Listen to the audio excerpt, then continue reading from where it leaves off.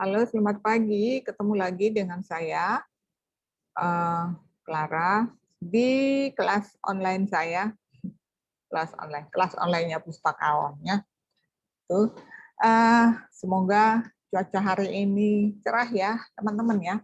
Nah, hari ini saya ingin sharing tentang banyak mahasiswa yang mengalami kesulitan di mencari sumber-sumber informasi yang free, yang umumnya ketika menulis tugas akhir sih ya. Padahal sebetulnya banyak sekali loh.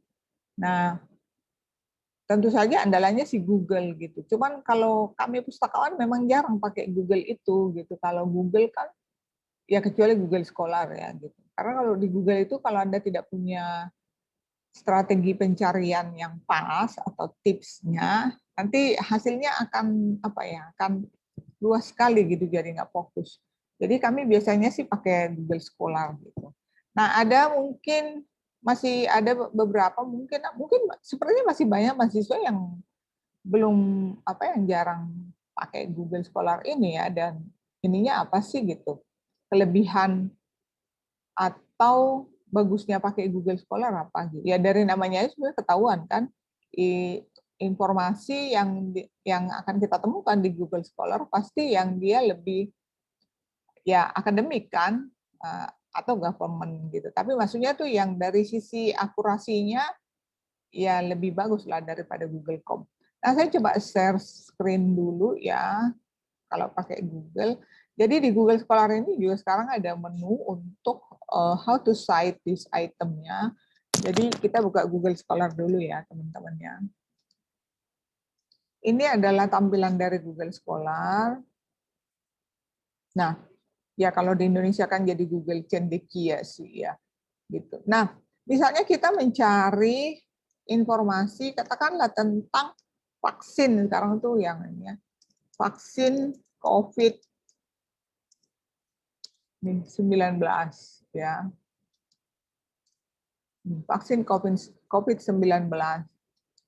Ini coba kita ketemunya berapa nih?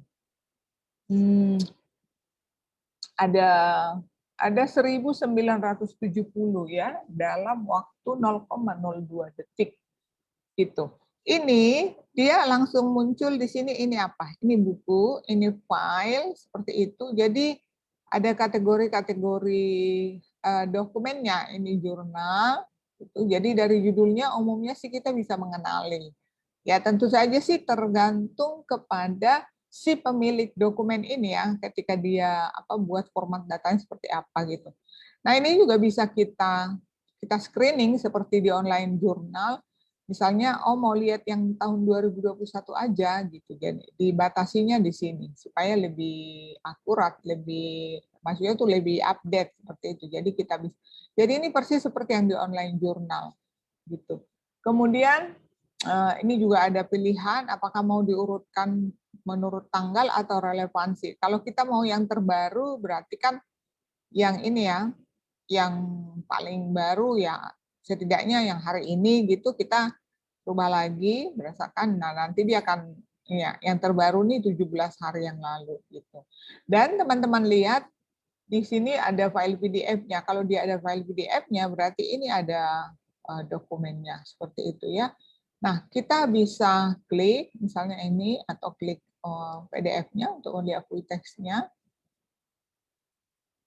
Nah, ini adalah dokumennya adalah daftar pustaka ya, daftar pustaka tentang vaksin itu tadi gitu. Jadi memang loh kok daftar pustaka? Ya memang yang dipublish oleh lembaga itu dari itu tentang vaksin itu tadi seperti itu gitu.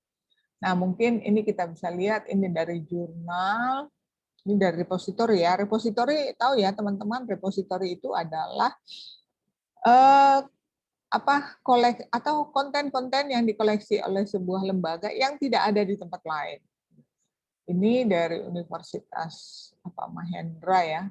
Mahendra, kita bisa lihat ini dokumen seperti apa, jurnal ilmiah.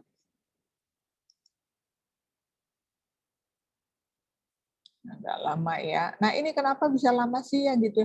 Jadi tergantung ini, tergantung akses kita ke server si jurnal ini gitu loh teman-teman. Makanya kadang-kadang kalau malam dia nggak bisa. Nah ini cari di sini full text-nya di sini. Apakah dia dibuka untuk publik? Nah ini dia buka. Nah kalau misalnya ada PDF-nya tuh tapi nggak bisa dibuka. Jadi memang tergantung ke pengaturan si pemilik konten itu. Nah ini tinggal diunduh aja. Di sini udah muncul di sini ya, jadi udah muncul di ini saya gitu.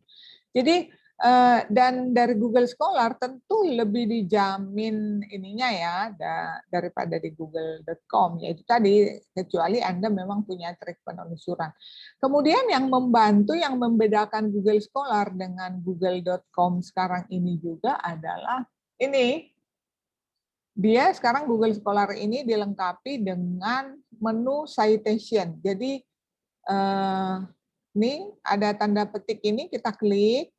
Nah, ini adalah cara mengutip, cara menuliskan daftar pustaka untuk artikel ini menurut versi ini, versi MLA, APA, dan ISO ini. Kenapa cuma 3 ya? Ya karena memang yang umum banget dipakai sih yang 3 ini. APA sebetulnya yang paling umum dipakai. Jadi kalau kita misalnya nih, saya nulis artikel nih, format penulisan daftar pustakanya dari Google Scholar, tinggal klik. Nah itu klik kanan, copy, lalu ke WordPress. Jadi udah rapi tuh daftar pustakanya ya. Atau misalnya kalau bagi yang sudah install reference tools atau research tools, yaitu macam-macam kan ada ya, ada Mendeley, ada EndNote, ada Revox, ada EndNote, nah bisa pilih di sini ya. Nah Google Scholar saat ini menyediakan ini BibTeX, EndNote, Reefman, dan Revox. Kalau saya pakai Mendeley apa ya? Sepertinya harus download ininya ya, file RIS-nya baru nanti diimport ke ini ke Mendeley. Nah ini salah satu sebetulnya yang cukup membantu dari Google Scholar ini sehingga kita penelusuran kita itu lebih relevan. Ini tadi saya masih pakai vaksin COVID nih. Ini masih bisa dispesifikkan lagi. Misalnya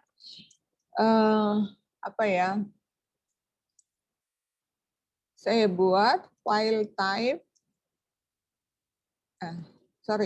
Jadi saya mau cari vaksin ini dari site GOID. Nah, dari GOID tidak ada. Kemudian coba dari ORCH.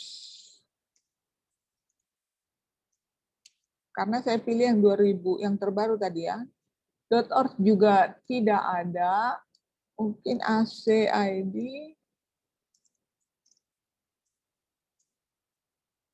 Nah, dari ACID paling banyak ya, karena memang scholarly ya. Tapi sebetulnya sih suka ada yang dari government juga, dari GOID sama dari orts.com itu suka ada ya.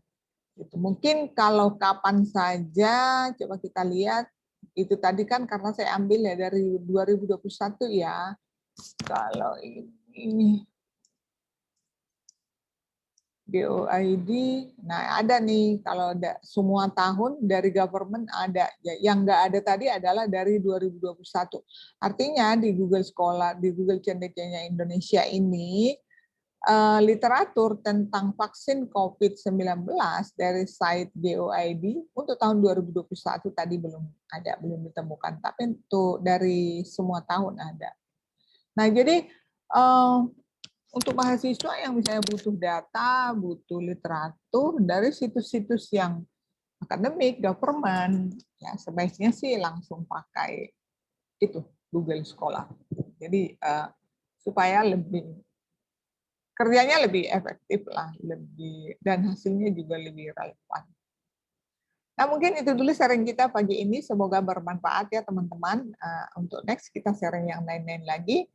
Yang intinya adalah kami pustakawan selalu ingin membantu Anda semua sukses dalam pembelajaran dan bisa lebih efektif bekerja di internet. Thank you.